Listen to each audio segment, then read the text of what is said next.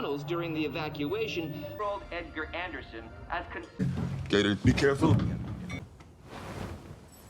He was good at getting me out of my head. He was playing this piece of music. Yeah. Really happened before that.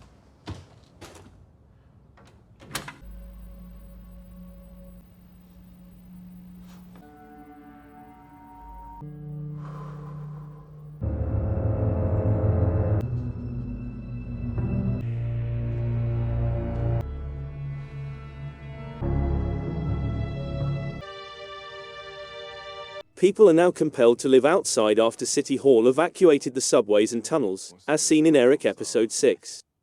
A history is mentioned by Gator and Michael the morning following their hookup. After that, Gator gives him a tape that he received from TJ and instructs him to fast forward to the scene where Marlon appears. The scene depicts Marlon being forced to give Richard Costello a blowout before Noakes arrives, takes Marlon away, and beats the teenager till he passes dead. Later, Kennedy gives him a rebuke. Afterwards, sanitation workers Misha and Alexander arrive to collect Marlon's body and load it onto the garbage truck. Crip tells Michael to turn off the footage of Marlon's murder when he shows it to the other members of his department. Michael, however, dismisses him and gives the order for others to bring in the guilty. Michael informs Crip that this is his probe and that he would want Internal Affairs to remain unaware of his interference. After Eric awakens Vincent, he discovers Yusuf gathering his belongings beside Edgar's paintings. Yusuf maintains that he supported his son, claiming Vincent Edgar was afraid of his father and didn't want to return home.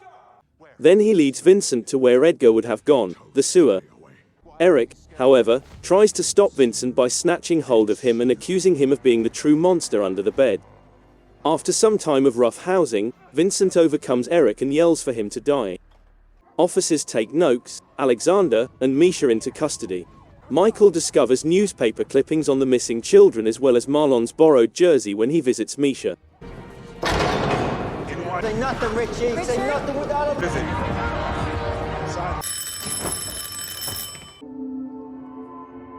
By the look of her, she was living on the street. But we've...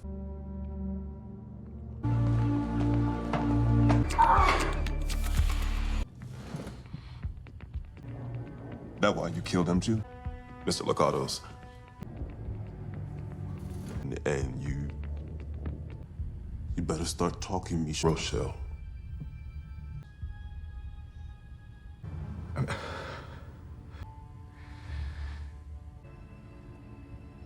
Punching, kicking him. He was trying to fit in.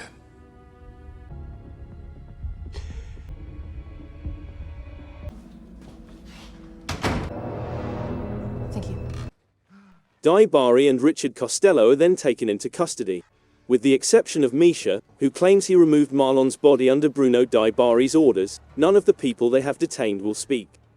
Richard also says something, saying that they had him in handcuffs so he couldn't stop them.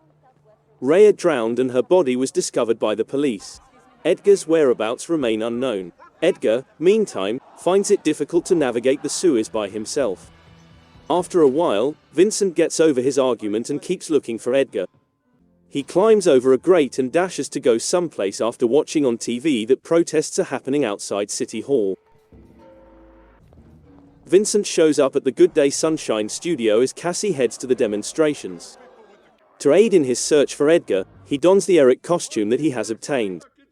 To speak with Edgar on TV, he heads to City Hall. He apologizes and states that everyone deserves a safe place to live, hoping that his son will receive his message. This sentiment is consistent with the demonstrations in support of New Yorkers who are without a place to live. Vincent continues, saying he wants to improve even if he let Edgar down.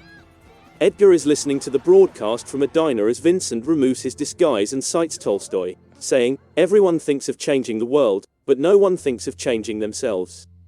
This time, he applies the quote to himself rather than using it as a weapon. Then he takes out a microphone and promises to race Edgar home. Edgar and Vincent begin their sprint for home at the same moment, and Edgar prevails this time. Cassie is also not far behind. Edgar was put to bed later by Vincent and Cassie. Vincent chooses to enter treatment and promises to contact his family back once he is cleared. He understands that he has turned into a poisonous member of their family and that it is time to make amends. Lenny watches the news reports about Marlon and learns that one of the Sierra's previous clients was the producer of a well-known children's television program, which is him. Instead of facing his responsibility, he ends his life by jumping out of his window. Following the news of her son's passing, Cecile addresses the media about Marlon's amazing traits. But these are not fair rules, and this is not a fair world. Even though Marlon was deceived by the world, she declares that she would never give up on the love and hope that her son held dear. Later, when Michael packs William's belongings, he sobs. After that, he brings groceries to Cecile's house and sits down to dinner with her. Robert runs into Vincent in the park a few months later. He's recovered and out of rehab. Vincent shares with him his memories of their enjoyable days spent together in the zoo.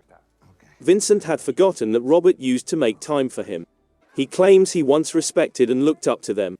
But that's not the case anymore. Robert attacks Vincent because he is unable to face his shortcomings as a father. He informs him that the park he adores was created by directing immigrants to vacate Seneca Village. He refers to that as advancement.